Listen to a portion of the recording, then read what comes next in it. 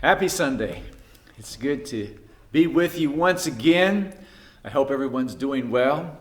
And why don't you just take a moment to put in the comments how you're doing, what's going on in your life, what ways has God blessed you, what challenges have you been putting up with. Just let us know how things are going. Miss seeing everybody, and I know you miss seeing everybody as well. We've been going through 1 Peter. 1 Peter's a good book to go through because he's talking about the struggles that these Christians were going through because they were experiencing various trials.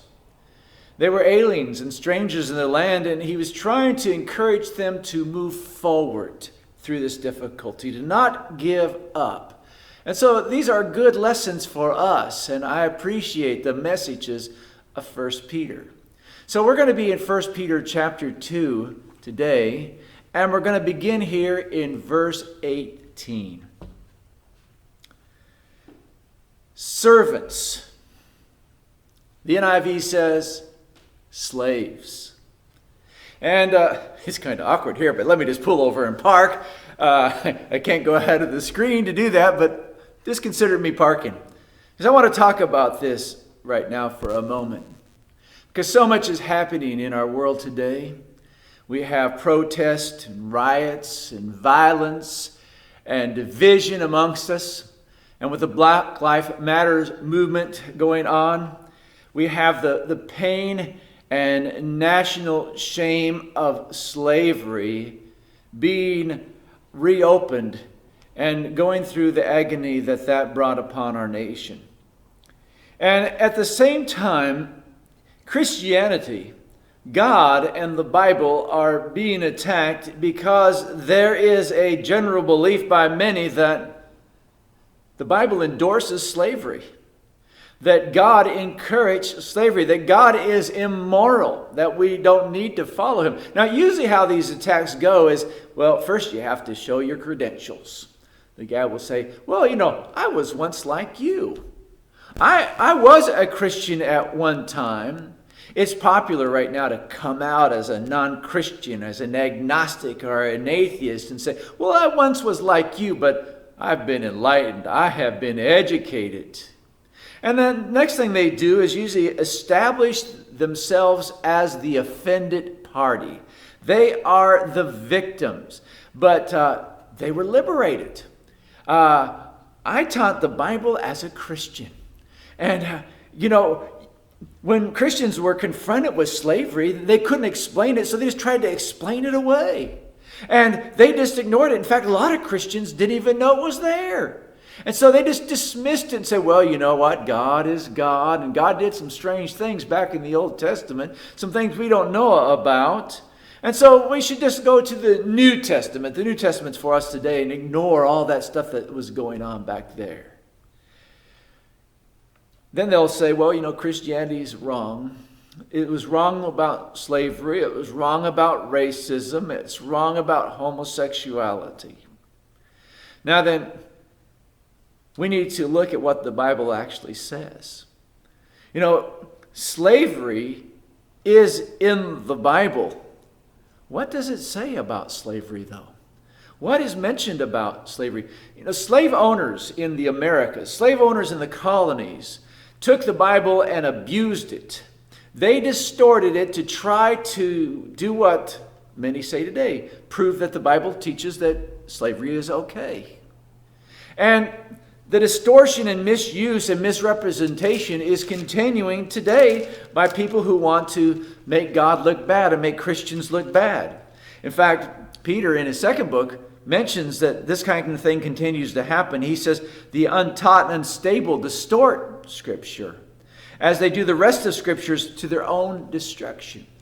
We've seen this distortion happening during the colonial period of slavery, and it continues today. There's something I've heard as referred to as the spotlight fallacy. The spotlight fallacy. What kind of slavery is being spotlighted by the media? What kind of slavery is spotlighted? What is the slavery we know about the best? Well, it's colonial slavery, which was cruel. It was abusive. It was inhumane. It was racist. People were kidnapped from their home, and they were sold as property. They were made to work. They were treated as inhuman people because of the color of their skin. Now then, this spotlight fallacy is that if the Bible mentions slavery at all, that's the kind of slavery it's talking about. And that's just not true. And so what does the Bible say about slavery?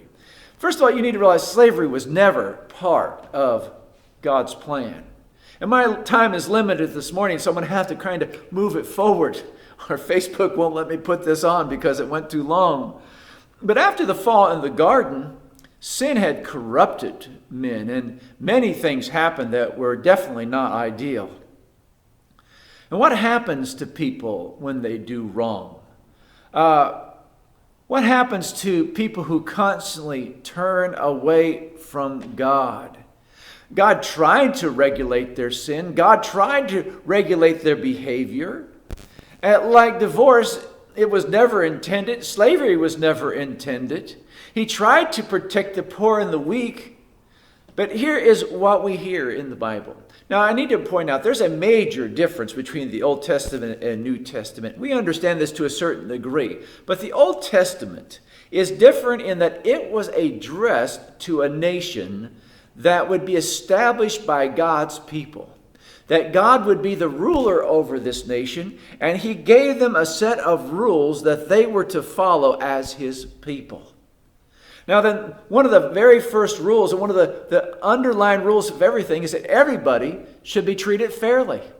Everybody should be treated equal. Everybody was made in the image of God. In Leviticus 19:34, it says, "The stranger who resides with you shall be to you as the native among you, and you shall love him as yourself. For you were aliens in the land of Egypt. I am the Lord your God." Treat everybody alike. Not just Israelites, but the foreigner here as well. The one who's not born here as well. There's no racism. All humans were created in the image of God. In fact, Deuteronomy 10:17, it's reiterated, "For the Lord your God is the God of gods, the Lord of lords, the great, the mighty, and the awesome God, who does not show partiality, nor take a bribe. He executes justice for the orphan and the widow, and shows his love for the alien by giving him food and clothing. So, show your love for the alien, for you were aliens in the land of Egypt." This is going to be reiterated, especially in the New Testament. This is one of the greatest commandments. Love your neighbor as yourself. And so in the Old Testament, they were told to love one another. Slave trade was just outright condemned in the Old Testament. Exodus 21:16, "He who kidnaps a man, whether he sells him or he is found in his possession, shall surely be put to death." Anybody who kidnaps somebody else, and that's what happened in American slave trade. They were kidnapped from their land. Anybody who kidnaps somebody and sells him as a slave or is found in his possession, he decides to keep him as a slave, that is a capital offense. That person shall be put to death. In the New Testament, in 1 Timothy, beginning in verse 8, Paul writes this, "But we know that the law," he's talking about this Old Testament, "the law is good if one uses it lawfully, realizing the fact that law is not made for a righteous person, but for those who are lawless and rebellious, for the ungodly and sinners, for the unholy and profane, for those who kill their fathers and mothers, for murderers and immoral men and homosexuals and kidnappers and liars and perjurers and whatever else is contrary to sound teaching." Now, something that was in there that you might have just glossed over is the word kidnappers. He's referring to, and this is a word that refers to the slave trade. Slave traders are doing that in disobedience to the law. And the law is what we just read. God needed to be able to regulate this sinful behavior of people. And so in Deuteronomy 23:15, this is an overall statement about slavery. He says, "You shall not hand over to his master a slave who has escaped from his master to you. He shall live with you in your midst, in the place which he shall choose in one of your towns, where it pleases him. You shall not mistreat him." God knew that men would be abusive. Every relationship of man has been abused. Man has abused the relationship of marriage. Man has misused politics. Man has misused the church. A man misuses all relationships, and the relationship with one to another has been misused. Unfortunately, all relationships can be abused in some way. And so the Old Testament came out with some statements about slavery. And here's what you need to know. In Exodus, the 22nd chapter, verses 1 through 3, he says, "If a man steals an ox or a sheep and slaughters it or sells it, he shall pay 5 oxen for the ox and 4 sheep for the sheep.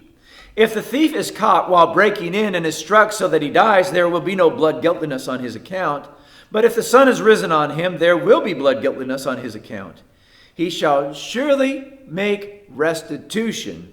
If he owns nothing, then he shall be sold for his theft." In pagan countries of this time, heathen nations of this time, theft was just a capital offense if you're caught stealing anything. But God says, no, you can make restitution. You can be sold and work off that debt. It was a mutually beneficial arrangement. The victim was satisfied, and the thief, he was also punished for what he had done. And so it was a mutually beneficial between the thief and the victim. In Leviticus, the 25th chapter, beginning in verse 35, there's another statement about slavery. And this is the slavery that is usually spoken about in the Bible, in the Old Testament especially. He says, "Now in the case a countryman of yours becomes poor, and his means with regard to you falter, then you are to sustain him like a stranger or a sojourner, that he may live with you. Do not take usurious interest from him, but revere your God, that your countryman may live with you. You shall not give him your silver at interest, nor your food for gain. I am the Lord your God, who brought you out of the land of Egypt to give you the land of Canaan and to be your God." So somebody has a need and he's become poor, help him out.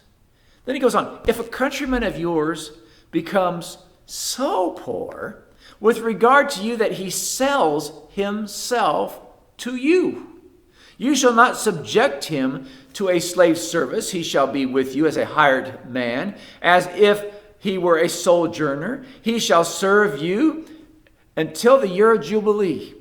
He shall then go out from you, he and his sons with him, and shall go back to his family, that he may return to the property of his forefathers. For they are my servants, whom I brought out from the land of Egypt. They are not to be sold in slave sale. You shall not rule over him with severity, but are to revere your God.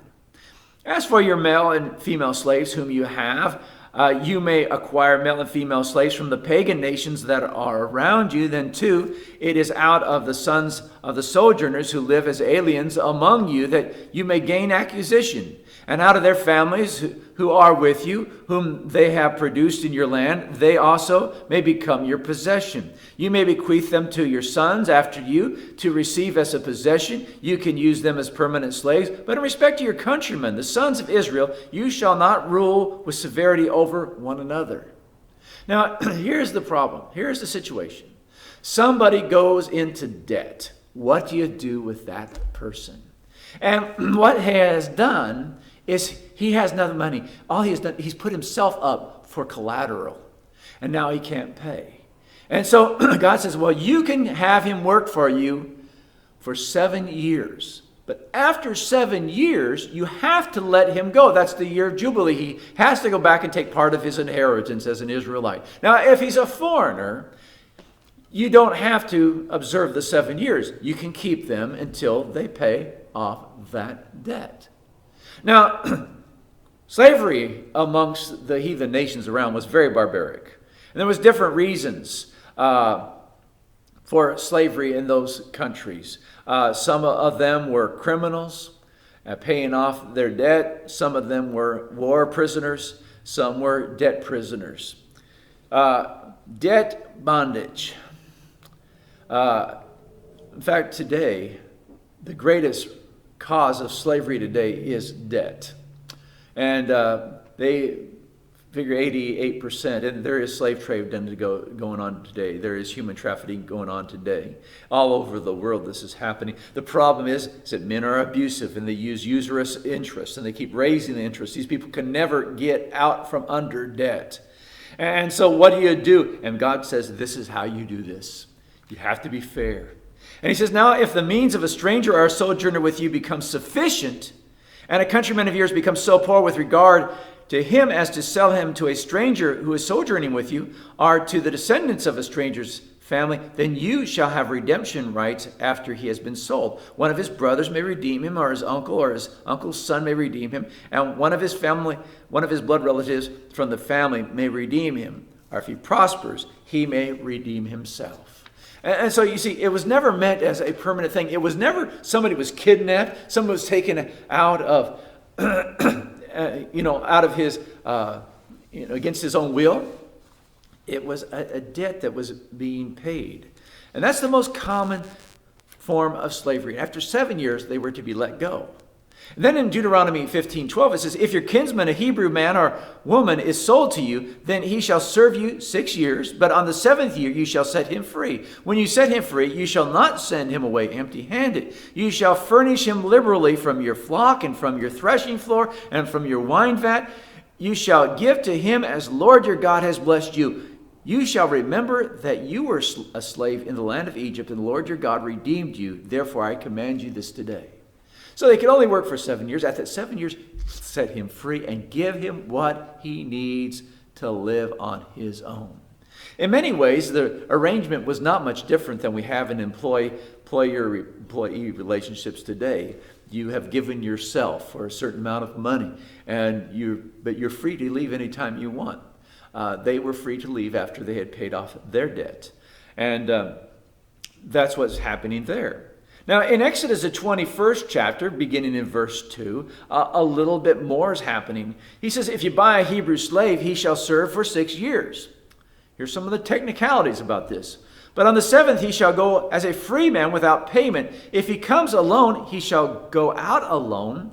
If he is the husband of a wife, then his wife shall go out with him. If his master gives him a wife and she bears him sons or daughters, the wife and her children shall belong to her master, and he shall go out alone. But if the slave plainly says, I love my master, my wife, and my children, I will not go out as a free man, then his master shall bring him to God. Then he shall bring him to the door or the doorpost, and his master shall pierce his ear with an awl, and he shall serve him permanently. Now, the atheists, the skeptics say, well, see, this blackmail. If he wants to keep his wife, then he has to work with him forever. No, that's not what he's saying. And here's the situation that we kind of overlook.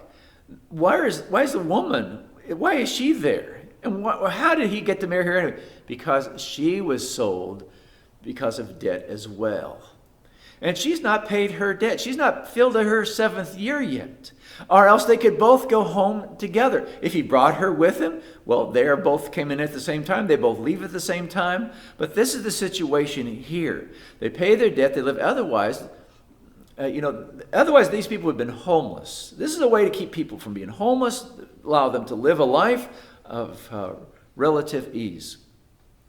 And it says, if a man sells his daughter as a slave, she is not to go free as the male slaves do, if she is displeasing in the eyes of her master who designated her for himself, then he shall let her be redeemed. He does not have authority to sell her to a foreign people because of his unfairness to her. If he designates her for a son, he shall deal with her according to the custom of daughters.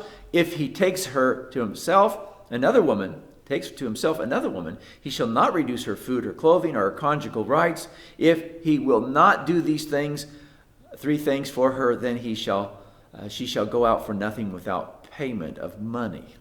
Now, some women were sold for debt, and the master liked them, and there was an arrangement, a marriage arrangement was made. And so it's a little bit different here because of the marriage arrangement that was made. But it says, now, just because you made a marriage arrangement with her doesn't mean that now all of a sudden she becomes your permanent property. You got to continually take care of her. And if you're not willing to do these three things, you just let her go, no matter if she's paid her debt or not. And so God's trying to bring fairness. Now, verse 12 says, he who strikes a man so that he dies shall surely be put to death.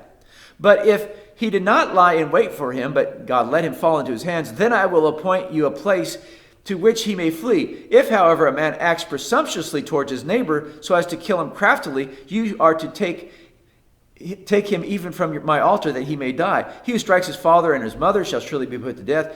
He who kidnaps a man, whether he sells him or is found in his possession, shall surely be put to death. So here he lays out the framework for how people are to deal with one another, and what we sometimes call slavery. They were bond servants. They were indentured servants. Now, there's another passage that is always quoted in every argument I've ever heard. Chapter 21, verse 26 of Exodus. If a man strikes the eye of his male or female slave and destroys it, he shall let him go free on account of his eye. If he knocks out a tooth of his male or female slave, he shall let him go free on account of this tooth. Now then, what they're saying is, well, see, God endorses beating your slave. God allows that. God endorses. God doesn't endorse beating anybody. In fact, in the previous passage, if you beat anybody and you cause them harm, you're going to pay. And here's what he's saying here. It's going to cost you if you hurt your slave. It's going to cost you. You will have to pay. And you'll have to let him go. You're going to lose whatever money that you've loaned this person. Just set him free, because that's the penalty you have to pay if you're going to do that. It's not a command. It's a restriction. In fact, the previous verses says, but if there's any further injury, then you shall appoint as a penalty life for life, eye for eye, tooth for tooth, hand for hand, foot for foot, burn for burn, wound for wound, bruise for bruise. A lot of people say, see, what the Bible said was if somebody took their life, you have to take their life. If somebody hit you in the eye, you have to hit them back in the eye. No, what God is saying is he's restricting the penalty, because usually what happens, if somebody hits you in the face, you turn around and you knock their head off. And if you knock their head off, then one of his family members is going to turn around and kill you. And if he kills you, then your family members are going to turn around and kill their tribe. God says this escalation just cannot happen. You have got to restrain yourself. You cannot enact penalties greater than the harm that was done to you. Let me put this in perspective a little bit. In the Sermon on the Mount in chapter 5 of Matthew, verse 39, Jesus said, but I say to you, do not resist an evil person, but whoever slaps you on your right cheek, turn the other to him also. If anyone wants to sue you and take your shirt, let him have your coat also. Whoever forces you to go 1 mile, go with him 2. Give to him who asks of you, and do not turn away from him who wants to borrow from you. You have heard it said that you shall love your neighbor and hate your enemy, but I say to you, love your enemies and pray for those who persecute you. What God is doing is he is endorsing beating Christians. He is telling people they need to be Christians. That's not what he's saying at all, is it? He's not endorsing anything like that. He's not saying, what he's doing is he's regulating the response that Christians are to take in response to that. If they do that, just don't retaliate at all. Don't escalate it. You don't need an eye for an eye or tooth for a tooth. Just let it be. Let it go. Now, abuse was condemned. Of any indentured servant in Leviticus 25:43, you shall not rule over him with severity, but you are to revere your God. In fact, they were to treat them as equals, always. In Job 31, Job says, if I have despised the claim of my male or female slaves, when they filed the complaint against me, what then could I do when God arises? And when he calls me to account, what will I answer him? Did not he who made me in the womb make him, and the same one fashion us in the womb? Now, Job was a wealthy man. He had many servants. He had many slaves. Now, this is something, too, you need to realize. The word, there's only one word in the Hebrew, and it's translated both servant and slave. And so we often use the word slave, but it could be translated servant. It could be used interchangeably. And he's saying, but if I had a slave that had a complaint against me, and I didn't address his grievance, and what's God going to do to me? Because we're equal. We were both born the same way. We're both in the image of God. We're not to look at any person as less than us.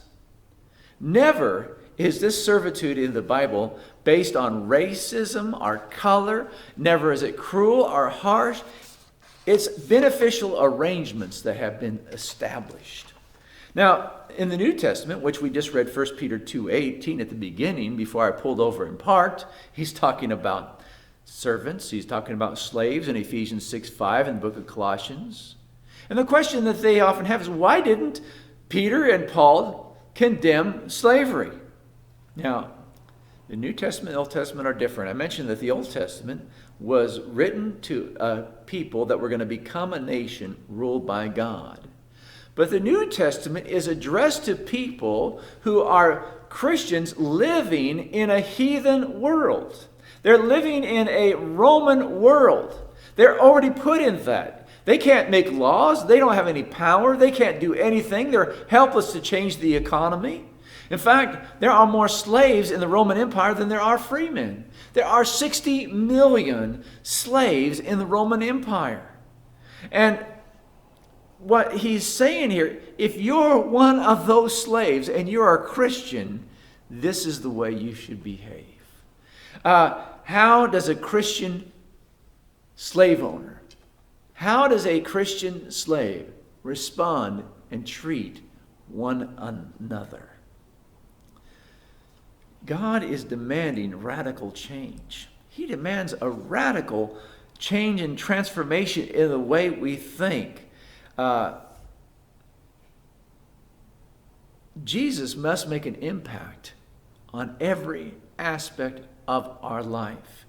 On the way we work and live, on the way we have treated our spouse, in the way we treat our children, the way we treat our neighbor. Every aspect of our life must be transformed by our relationship with Jesus.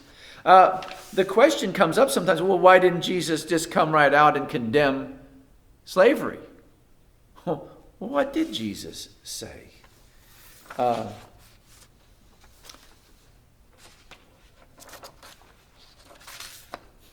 Do unto others as you would have them do unto you. Matthew 7:12. I would think that would pretty well address the situation.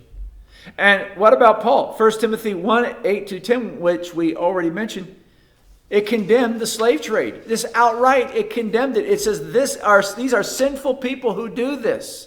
Horrible people. Nothing did more for the abolition of slavery than the Bible and Christianity.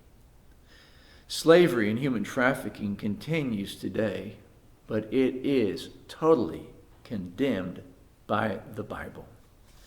You know, there's a thing going on today is this progressive Christianity, and it's supposedly a better understanding of Christianity. It's to bring you closer to God, but what it does is it just leads you away from Christianity. It perverts the Word of God. The claims that these skeptics have made against the Bible are absolutely false. The Bible is not an immoral book. God is not an immoral person. One person said, well, God changed his mind. He didn't allow slavery, then he did allow slavery. How ridiculous is that? That was just to make another accusation because they know that God never changes. They'll bring one accusation against God and his people after another. And don't be surprised if we become the victims of this fiery oration that's going on against us today.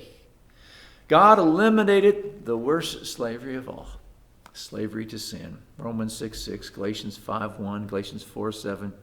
We are free. Sin should no longer have dominion over us. We've been forgiven. We've been shown mercy. We have been set free. Well, I'm sure my time is about up, so I'm going to have to stop. And just, God bless you. And just be aware that the Bible is the holy, living Word of God. It speaks to us today. Don't give up. Hang in there.